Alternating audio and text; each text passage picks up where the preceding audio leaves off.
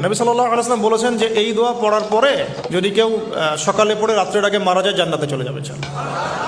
রাতে পড়ে সকালের আগে ইন্তেকাল করলে জান্নাতে চলে যাবে। সাইয়্যিদুল ইস্তিগফার। আমার সাথে বলবেন, আল্লাহুম্মা আনতা রাব্বি লা ইলাহা ইল্লা আনতা খালাকতানি আনা আবদুক ওয়া আনা আলা আহদিক ওয়া ওয়া'দিকা মাস্তাতা'ত আউযু বিকা মিন শাররি মা সানা'ত আবু'ু লাক বিনি'মাতিকা আলাই ওয়া আবু'ু বিযানবি ফাগফির লি ফাইন্নাহু লা ইয়াগফিরুয-যুনুবা ইল্লা আনতা।